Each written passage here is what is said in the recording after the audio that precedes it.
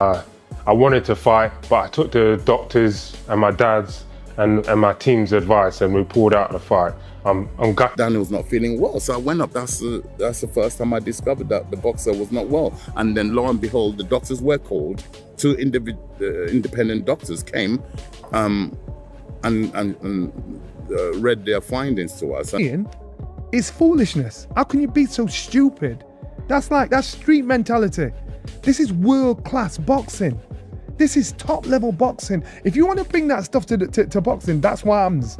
If you want to bring that mentality to our game, that's because that's only sparring.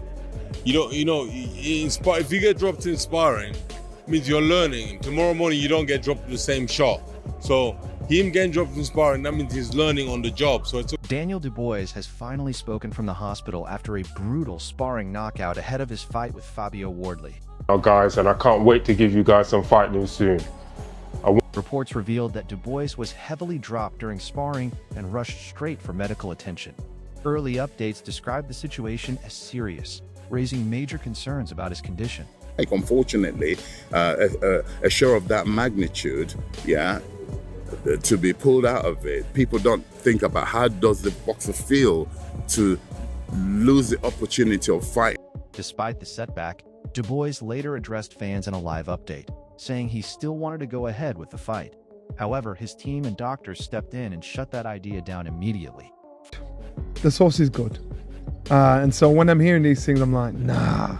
And so it's popping out left, right, and center. The sauce is good. And so to me, I just shook my head. And when I'd heard all, forcing him out of the Wardley clash and leaving his future uncertain. Trainer Don Charles explained that specialists were brought in to fully assess Dubois' condition. After a detailed medical review, the decision was clear. He had to be withdrawn for safety reasons. He also highlighted the emotional toll, pointing out that fighters rarely get recognized for the disappointment of losing a major opportunity at the last moment. Occasionally gave him, obviously had to be checked that it didn't. Johnny Nelson strongly criticized the situation, calling it reckless and unnecessary. He emphasized that boxing at the highest level demands discipline, not carelessness. And that, right? There he goes again. Now again, I'm no doctor, I don't know, but it does seem like that's a bit of an issue. Warning that mistakes like this can have serious consequences. Promoter Frank Warren confirmed that Dubois was examined by doctors and given treatment, but every medication had to go through strict checks to ensure it complied with regulations. He stressed how tightly controlled medical procedures are in elite boxing. Daniel Dubois, he just can't really get right. He has no real skill. Pretty durable chin. Heart is kind of questionable. Some analysts have raised deeper concerns, suggesting Dubois' condition doesn't look normal, and questioning whether repeated issues in training could impact his long-term career. Meanwhile, Johnny Fisher openly questioned Dubois' ability to compete at the highest level. While acknowledging his toughness, he suggested that durability alone isn't enough against elite opponents where skill and precision are key. Decision if he's out. Okay. When did you first learn about this, Frank? Very late this afternoon. Okay, so it's been a stressful day. To say the least. For the fighters as well. It's a shame for the fighters, for everybody involved. TV companies and more importantly for the fans. Riyadh season, His Excellency, everybody involved with this. We're all gutted, but what can you do? That's Promoter Eddie Hearn described the situation as extremely difficult, admitting there is still uncertainty about what happens next. He made it clear that Dubois' team now faces a tough challenge in managing both his recovery and future direction. At the same time, journalist Liam Goff noted confusion around the exact nature of the injury. We sparred like in the beginning of my career, back in those early days. So we've done a few rounds, and I'm sure he's come on since then. So and he's been lucky so far. But I'm looking to take his all. Some reports hint at an ankle issue. Nothing has been officially confirmed yet. Right now, everything remains uncertain. The real question is simple. Can Dubois recover and come back stronger? Or has this setback changed everything for his future in boxing? Journalist Liam Goff admitted there is still confusion around the exact nature of the injury, saying even insiders aren't fully certain what actually happened. That lack of clarity is only increasing concern among fans, with growing questions about how serious the issue really is and how long Daniel Dubois could be sidelined. And then I want to touch on obviously IBA Pro. We've got Kubrat Pulev versus Murat Gassiev. Obviously WBA regular title on the line. From a technical standpoint, analysts are now focusing on the kind of discipline required at elite level. A structured style built on range control, sharp timing, and precise movement is essential, especially against a pressure fighter like Fabio Wardley. In matchups like this, even the smallest mistake in positioning can be punished instantly. John Fury praised Dubois' mentality, describing him as a determined fighter with strong belief and real fighting spirit. Courage, heart and determination, and his will to win. He's got world-class balls, and he's got a world-class heart, he's a fighting man, and he believes in himself, and he knows that all the time he's in the fight, he can win. According to him, that confidence is what defines a champion. But with bigger challenges ahead, especially against someone like Wardley, that mindset will now be tested under real pressure, not just words. Analysts have also highlighted Wardley's rapid rise, pointing out how much he has improved in recent fights. His confidence, sharpness, and ability to handle tough situations have made him a serious threat in the division. He's no longer just a contender, he's a proven finisher who knows how to close fights. Put some respect on his name, because Fabio Wardley's a world champion now in his own right. And that 5% I'm just talked to you about, he's 5% better now than what he was before he won the title, because that's what it gives you when you win a world title. Now, he's just beaten Joseph Parker, right? And messed him up quite badly. It wasn't an easy fight. It ebbed and flowed for periods in that fight, but ultimately, Wardley got the job done. That's what he does. He gets the job done. Look at his career. Now, he would have improved, and a lot is to be said of Daniel Dubois, because he's got an excellent jab. That was the difference between him and AJ when they fought, was that jab. It was just beautiful. Wardley's got a good jab, and if Wardley's jab has improved since winning that title, then it's a battle of the jab. Duke McKenzie reinforced that view, explaining how fighters often evolve after reaching championship level. He emphasized Wardley's jab as a key weapon and suggested that technical details like timing and control could ultimately decide this fight. At the same time, Wardley's power remains one of the biggest talking points. That's just sensational.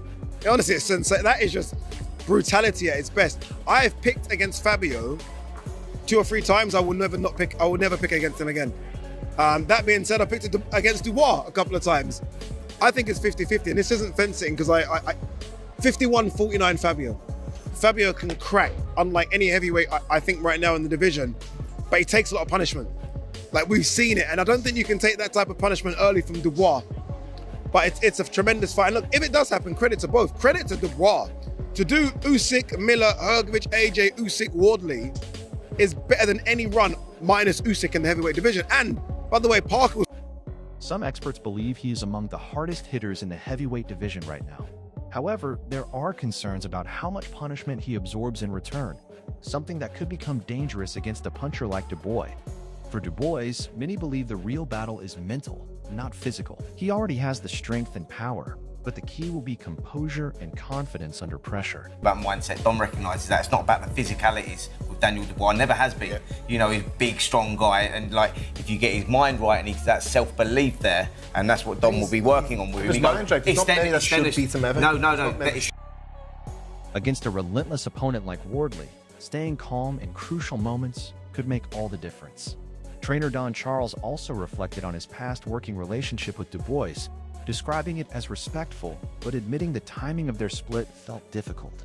His comments add another layer to the situation, suggesting that changes behind the scenes may have impacted stability during a critical stage of preparation. Despite the disappointment, Don Charles has shown professionalism and acceptance, choosing to move forward without creating further tension. However, his comments reveal something deeper. There has been instability behind the scenes for Daniel Dubois, and that kind of disruption can seriously impact preparation.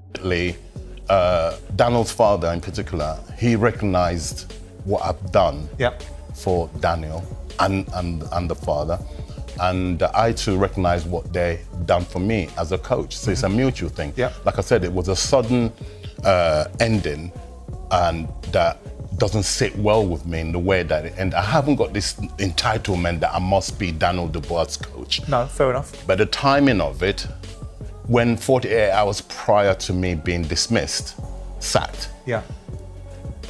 the conversations I was having with Daniel's father didn't Give you suggest, indications of that? no, that's the only thing that doesn't sit well with me. But like I said, I've digested it, I've acknowledged it, accepted it, processed it, and I've accepted it, and life moves on.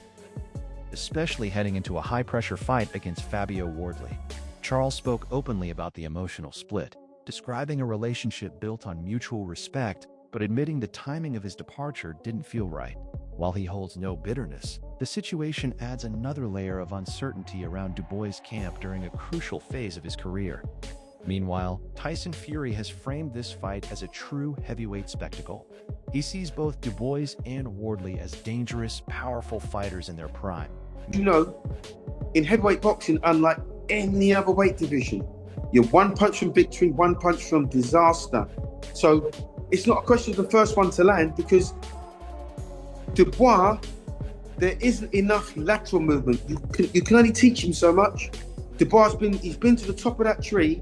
He's tasted world title success. He knows what it is to be a world champion. You can't really improve when you've been a world champion. I mean, you never stop learning, but it's whether you can actually take that and put it into action.